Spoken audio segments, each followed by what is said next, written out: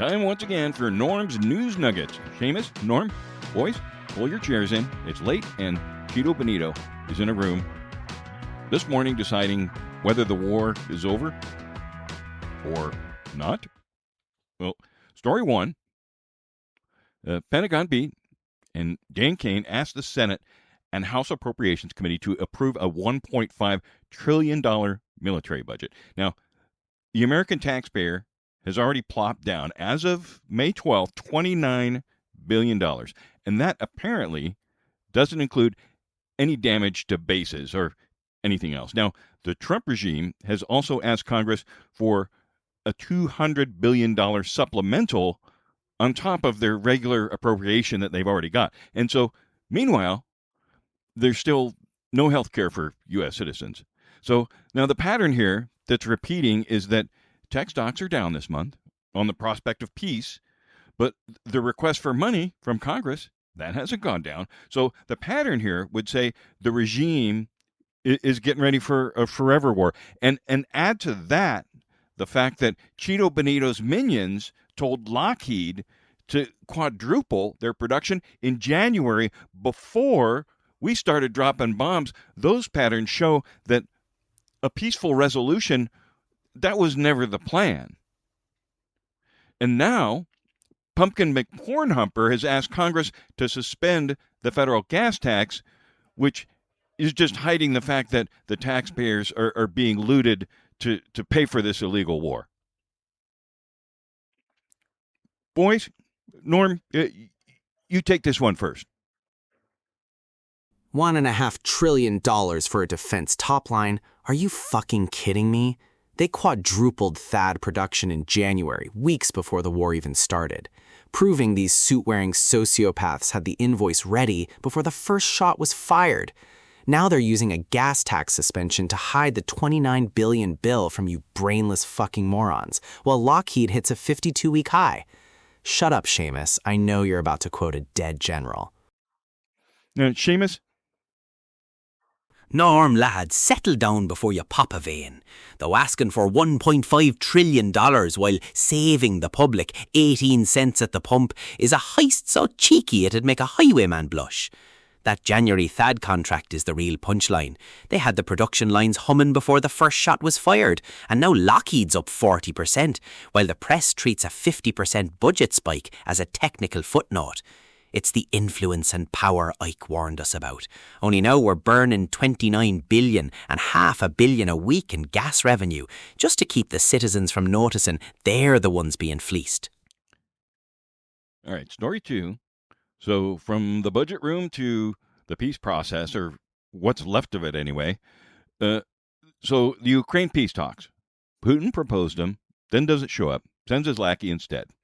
So they talk for 2 hours. There's no ceasefire, but at least there's 1,000 for 1,000 prisoner swap. So the largest so far in this war, and a list of Ukraine children Kiev says Russia forcibly deported. Now, shortly after that, little Marco Rubio meets with Cardinal Matteo Zuppi to see if the Vatican can be used as a venue for round two of the Ukraine peace negotiations. Then after that, everything kind of went to crap.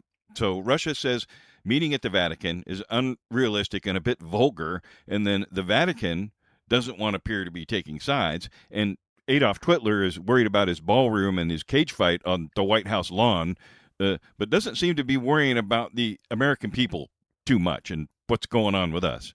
So, Seamus, 600 years of European wars is your terrain. Lavrov just called the Vatican vulgar, and Peskov says there's nothing on the calendar coming up. So you first. You take this one first. Here we go. Lavrov calling the Vatican vulgar is a proper laugh coming from a chancer whose idea of diplomacy is a smash and grab. The Vatican's been brokering peace since before Moscow had a zip code, but the Kremlin is terrified of a room they can't bully, especially with a new American Pope shifting the gravity. They'll trade prisoners in Istanbul because it's a marketplace, but they'll dodge the Vatican because it's a courtroom, and they know exactly how guilty they look.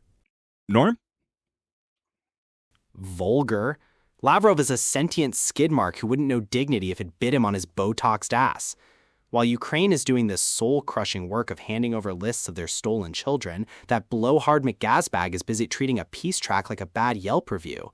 One side is showing up to save their future, and the other is just a bunch of weapons-grade dipshits performing for a domestic audience of brain-dead cockwombles. On May 17th, a drone struck the United Arab Emirates nuclear plant. It was their only one. 3 drones came in across our western border. 2 were intercepted, and the one that got through set an electrical generator on fire on the perimeter. The fire was contained. No radiation was released, or reported anyway. And the UAE Defense Ministry, though, came out and said the drones came from Iraq. Now, meanwhile, over in Amman, Jordan, Yemen and the Houthis announced the largest prisoner swap of an 11-year war. Over 1,600 prisoners will be swapped. And many thanks go to Hans Grundberg, who has been at this for 14 weeks, doing the slow process of peace. Then, well, Beijing was hosting Trump and his buddies, and while Istanbul was hosting Russia and Ukraine, and the UAE was watching its only nuclear plant burn, Hans, with the UN, moved 1,600 families home, and not a single headline. So Hans was just checking around, and it turns out you're the man. So, boys, tell me what an honest account looks like here. Norm, you go first. Of course, the fucking panic pornographers are leading with a scorched generator and spray tan Caligula's latest ticking clock tantrum because peace doesn't move the needle for the outrage industrial complex. Hans Grundberg spends 14 weeks moving 1,600 actual human beings home through the ICRC, and it gets buried under the digital slurry of a drone strike that didn't even leak radiation. It's a feature, not a bug, you absolute weapons-grade dipshits. The escalation gets the cameras, while the only work that actually functions is treated like a fucking clerical error. Jameis, bring it home for us. Ah, here we go. Norm, lad, breathe or you'll turn into a heart attack purple potato. You're right, but the Baraka strike is just a flashy bit of shite for the lads who love a blood ticking clock punchline. While the cameras were chasing a bit of smoke in the UAE, Grundberg and the ICRC were in Muscat doing the patient heavy lifting that actually moves the earth and mends the families. It's a funny old world where the theatre of war gets the front page, but the only structures that actually feckin' work are the ones we're trained to ignore. Well, there you have it.